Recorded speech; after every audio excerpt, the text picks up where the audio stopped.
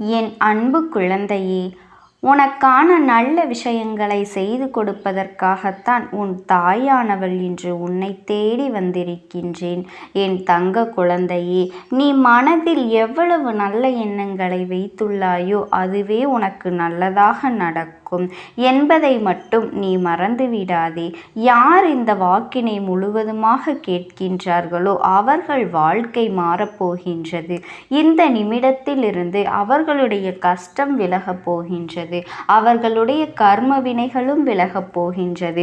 அவர்களுடைய வாழ்க்கையில் ஒரு நல்ல செய்தி கண்டிப்பாக 24 மணி நேரத்தில் நிச்சயமாக நடக்கும். அதனால் இப்பேற்பட்ட பதிவினை நீ தவற விடுவதும் பயன்படுத்தி கொள்வதும் உன்னுடைய கைகளில்தான் இருக்கின்றது. இதை உன் அம்மா உன்னுடைய கரங்களிலும் உன்னுடைய எண்ணத்திலும் நான் எப்பொழுதுமே ஒப்படைக்கின்றேன். என் தங்க குழந்தையே, இந்த அம்மா சொல்லக்கூடிய அனைத்துமே உன்னுடைய வாழ்க்கையில் இனி வரப்போகின்றது. அதனால்தான் இந்த வாக்கினை கேட்க சொல்லி நான் இருக்கின்றேன். இந்த தாயானவள் அனைத்தையும் செய்து கொடுப்பேன் என்ற நம்பிக்கை இருந்தால் மட்டுமே இந்த வாக்கினை உன்னால் கேட்க முடியும். அது மட்டும் இல்லாமல் உனக்கு அனைத்தும் முழுமையாக நடக்கும்.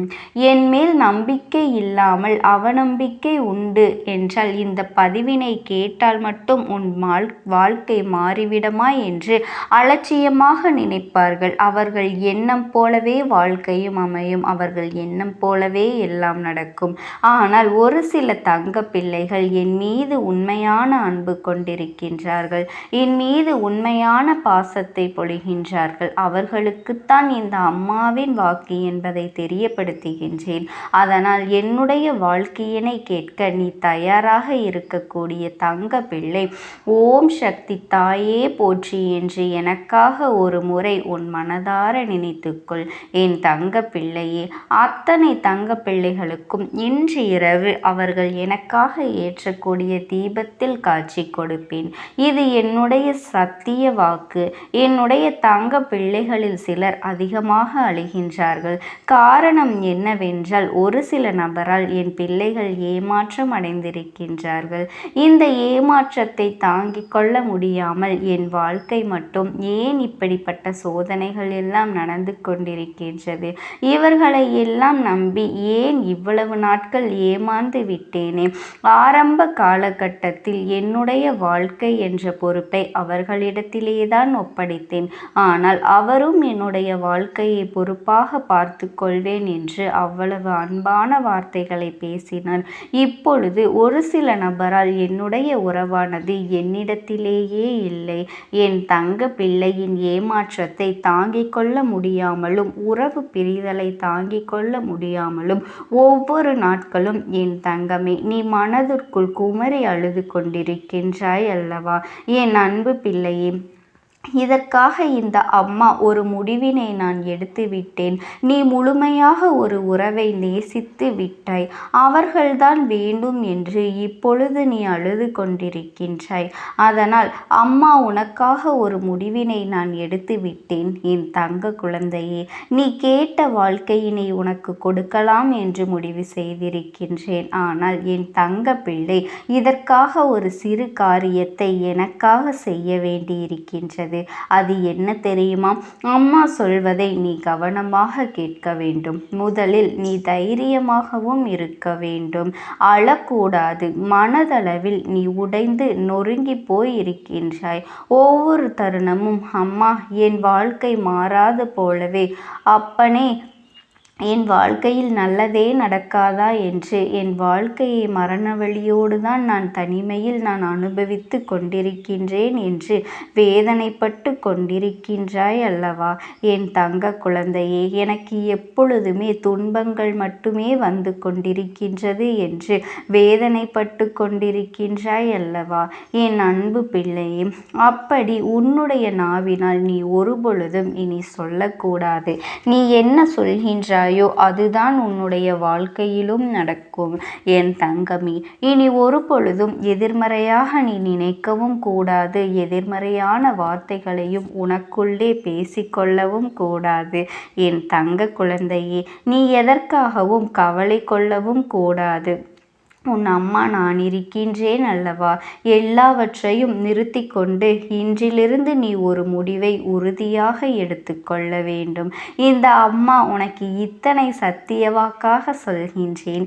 இன்றைய தினத்திலிருந்து எண்ணி ஒரு வாரத்திற்கு அதிகாலையிலும் அல்லது மாலை நேரத்திலும் என்னை வழிபாடும் பொழுது நீ இதை உன்னுடைய நாவினால் என்ன சொல்கின்றாயோ அதை நான் உனக்கு ஒரு வாரத்தில் நடத்தி கொடுப்பேன் என்பதை முழுமையாக நம்ப வேண்டும். என் தங்க குழந்தையே, இந்த அம்மா சொல்வதை நீ கவனமாக கேட்டுக்கொள்ள வேண்டும். என்னிடத்தில் என்ன சொல்கின்றாயோ அதை நான் உனக்கு நிச்சயமாக நான் நடத்தி கொடுப்பேன் என்பதில் எந்த ஒரு மாற்று கருத்துமே கிடையாது. என் தங்க குழந்தையின் மனதில் எப்பொழுதும் நல்ல எண்ணங்கள் மட்டுமே வர வேண்டும் என்பதனை நீ தெரிந்து கொள். என் தங்க பிள்ளையே, அதில் நீ என்ன சொல்கின்றாயோ, நீ அந்த உன் நாவினால் இந்த நாட்களில் என்ன சொல்கின்றாயோ அதை நிச்சயமாக உனக்கு நான் நடத்தி கொடுத்து உன் வாழ்க்கையில் அதை நிரந்தரமாக இருக்க செய்வேன் என்பதனை நீ நினைவில் வைத்து கொள்ள வேண்டும். இனி வரக்கூடிய அந்த வாரத்தில் எனக்கு எனக்கு கிடைக்காது, எனக்கு அவ்வளவுதான், என்னுடைய வாழ்க்கை முடிந்து விட்டது, அவ்வளவுதான், என் வாழ்க்கை அப்படியே சென்று விட்டது, இனிமேல் எனக்கு யாரும் இல்லை, என் வாழ்க்கையில் ஏமாற்றம்தான் கிடைக்கும் என்று சொல்லி கொண்டிருந்தால் உனக்கு எதிர்மறையாகத்தான் நடக்கும். என் வாழ்க்கையில் அவர்கள் வந்து விட்டார்கள், என் வாழ்க்கை உயரப் போகின்றது, என் வாழ்க்கை வெற்றியாக இருக்கப் போகின்றது, என் வாழ்க்கை மகிழ்ச்சியாக இருக்கப் போகின்றது, எனக்கு கடன் பிரச்சனைகள் தீரப்போகின்றது, என் இல்லத்தில் பணம் பெருகப் போகின்றது, எனக்கு குழந்தை வரம் கிடைக்கப் போகின்றது, அதை போல எனக்காக என் உறவு என்னை தேடி வரப்போகின்றது என்று பேசாத உறவுகள் எல்லாம் நான் தானே பேச வேண்டும் என்று பேசப் போகின்றார்கள். இப்படி உன்னுடைய வார்த்தைகளும் எண்ணங்களும் எப்பொழுதும் உனக்கு சந்தோஷமாக இருக்கும்படி இந்த ஒரு வாரத்திற்குள் நீ இப்படித்தான் பேச வேண்டும். பேசவில்லை என்றாலும் மனதால் நினைத்தால் நீ நினைத்து சந்தோஷப்பட வேண்டும். அதைத்தான் உனக்கு நான் சத்திய வாக்காக சொல்கின்றேன். என் தங்க குழந்தையே, இந்த எண்ணமானது உனக்கு முழுமனதோடு இருக்க வேண்டும். இந்த ஒரு வாரத்தில் நீ எதையெல்லாம் பேசுகின்றாயோ அதையெல்லாம் நான் உனக்கு நிச்சயமாக நடத்தி கொடுப்பேன். என் தங்க பிள்ளையே, நீ பேசுவதற்கு தயாராகி விட்டாயா? உன் மனதில் அதை நினைப்பதற்கு தயாராகி விட்டாயா? இப்பொழுது இந்த அம்மாவும் உனக்காக தயாராகி இருக்கின்றேன். என் அன்பு பிள்ளையே, நான் சொல்கின்ற வாக்கு உனக்கு முழுமையாக பொருந்தும் என்பதை உணர்ந்து கொள். நான் சொல்வது ஒன்று செய்வது ஒன்று என்று மாற்றி மாற்றி எல்லாம் செய்ய மாட்டேன். இந்த அம்மா சொல்வது போலத்தான் இந்த ஒரு வாரம் நீ கடைபிடித்து விட்டால் உனக்கு நிச்சயமாக நான் சொன்னபடி அனைத்தையுமே நடத்தி கொடுப்பேன். இந்த அம்மா நான் செய்வதற்கு தயாராக இருக்கின்றேன். ஆனால் இந்த ஒரு வாரத்திற்குள் இதை செய்ய நீ தயாராக இருக்கின்றாய் என்றால், அம்மா தயாராக இருக்கின்றேன் என்று உன்னுடைய மனதிற்குள் நினைத்துக்கொள். என் தங்கப்பிள்ளையே, இந்த அம்மாவிற்கு செய்ய வேண்டியதை முழு நம்பிக்கையோடும் நல்ல எண்ணத்தோடும் நீ வேண்டுதல்கள் வைத்து நன்றாக வழிபட வேண்டும். என் அன்பு பிள்ளையே, சில விஷயங்களை சொல்லக்கூடாது, அதையும் நான் உன்னிடத்தில் சொல்லிவிடுகின்றேன். நீ இப்பொழுது நன்றாக வாழப்போகின்றேன் என்று அழுது கொண்டு சொல்லக்கூடாது. எனக்கு அதெல்லாம் கிடைத்துவிடும் என்று அழுது கொண்டு சொல்லக்கூடாது. நீ சொல்லக்கூடிய வார்த்தைகளை நேர்மறையோடு சொல்ல வேண்டும், முழுமனதோடு சொல்ல வேண்டும். அதோடு உன் புன்னகையோடு உன்னுடைய மனதில் ஒரு விஷயத்தை நீ நினைத்து விட்டால் எப்படி சந்தோஷப்படுவாயோ அப்படியெல்லாம் சந்தோஷப்பட்டுதான் அதை நீ சொல்ல வேண்டும். அப்பொழுதுதான் உன்னுடைய குழப்பங்கள் முதலில் விலகும், உன்னுடைய குறைகள் அனைத்தும் விலகும், உன் கஷ்டங்கள் அனைத்துமே உன்னை விட்டு விலகி சென்றுவிடும். உன்னுடைய மனது தெளிவாக இருக்கும். என் தங்க குழந்தையே, உன்னுடைய மனது தெளிவாக இருக்கும்போது அதை நீ செய்ய வேண்டும். அப்படி செய்தால் இவை அனைத்தும் உனக்கு உடனடியாக கிடைக்கும். அதை எப்படி சரியான பாதையில் கொண்டு செல்ல வேண்டுமோ, எப்படி சரியான பாதையில் பயணிக்க வேண்டுமோ அதை நீ அப்படியே பின்பற்ற வேண்டும். ஆனால் நான் என்னதான் உன் கண்ணெதிரே கொடுத்தாலும் அழுது கொண்டும் கவலைப்பட்டு கொண்டும் கஷ்டப்பட்டு கொண்டும் இருந்தால் நான் கொடுக்கக்கூடிய விஷயம் உன்னால் சரியாக பிரதிபலிக்க முடியாது. என் தங்க குழந்தைக்கு இந்த தாயானவளினுடைய அன்பும் ஆசீர்வாதங்களும் என்றென்றைக்குமே முழுமையாக கிடைத்து கொண்டேதான் இருக்கும். ஓம் சக்தி. ஓம் ஆதிபராசக்தி. என் அன்பு குழந்தையே, உனக்கான நல்ல விஷயங்களை செய்து கொடுப்பதற்காகவே உன் தாயானவள் இன்று உன்னை தேடி வந்திருக்கின்றேன். என் குழந்தையே, நீ வாழ்க்கையில் இனிமையாக வாழ வேண்டும் என்று ஆசைப்படுகின்றாய். உன்னுடைய துணையோடு சந்தோஷமாக நடுவில் யாருமே வராத அளவிற்கு ஒரு இனிமையான வாழ்க்கையை வாழ வேண்டும் என்று நீ ஆசைப்பட்டு கொண்டிருக்கின்றாய். சரியாக இருக்க வேண்டும் என்றுதான் நினைப்பேன். ஆனால் உனக்கே தெரியாமல் சில விஷயங்கள் நடந்து கொண்டிருக்கின்றது என்று சொன்னால் உன்னால் நம்ப முடியுமா? நம்பித்தானே ஆக வேண்டும். உனக்கு ஒரு பெண் ஒரு மிகப்பெரிய ஒரு சூழ்ச்சியை நடத்தி கொண்டிருக்கின்றாள்.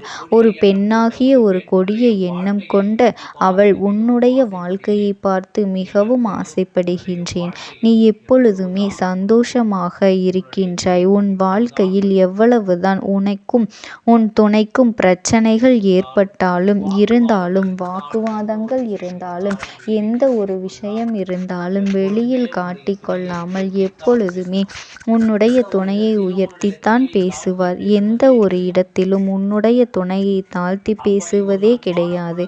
அப்படி ஒரு அன்பான குழந்தை நீ. உன்னுடைய துணையாகிய உனக்கு எப்பொழுதுமே உனக்கு எந்த ஒரு விஷயம் செய்தாலும் அவன் எல்லோருக்கும் மத்தியில் நல்லதாகத்தான் இருக்க வேண்டும்.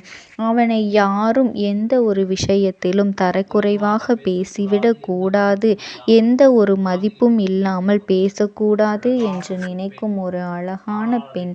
ஆனால் அதை தவறாக ஒரு பெண் புரிந்து கொண்டு இவள் இந்த வாழ்க்கையில் இவ்வளவு நன்றாக இருக்கின்றாளே, இவள் வாழ்க்கையில் மிக அருமையான துணை வந்துவிட்டதே என்ற உங்கள் இருவருக்கும் நடுவே புகுந்து சில சண்டைகளை மூட்டிவிடலாம் என்பதற்காக உன்னுடைய துணையை பற்றி உன்னிடமும் உன்னை பற்றி உன் துணையிடமும் மாறி மாறி பேசிக்கொண்டே இருக்கின்றார்கள். அவள் யார் என்றால் நண்பன் என்று உன்னை சுற்றி கொண்டே இருப்பவள்.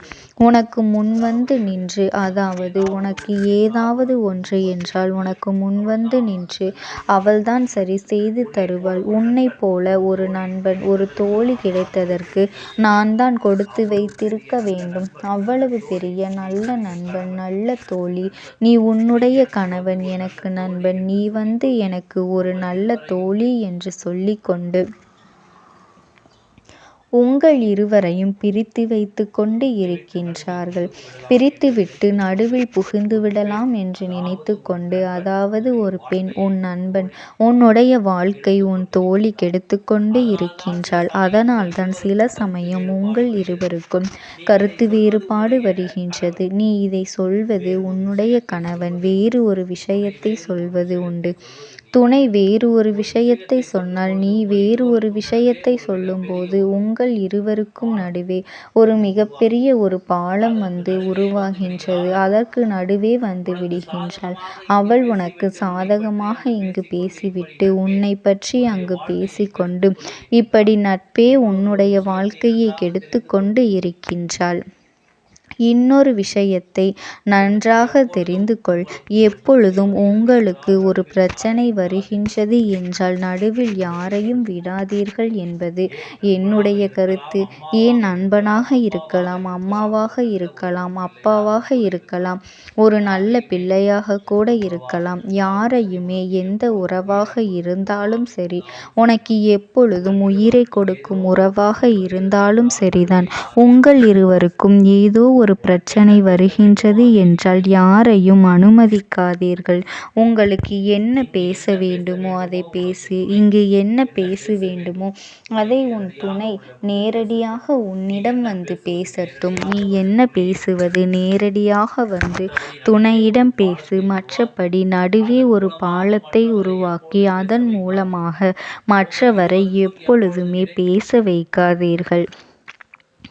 உங்கள் இருவருக்கும் உள்ள இடைவெளியானது எப்பொழுதும் நெருக்கமாகத்தான் இருக்க வேண்டும். எப்போது இடைவெளி வருகின்றதோ அப்பொழுது இன்னொரு நபர் உன் வாழ்க்கையில் புகுந்து உன் வாழ்க்கையில் பிரச்சனைகளை இன்னும் அதிகரித்து கொண்டிருக்கின்றார்கள் என்று அர்த்தம்.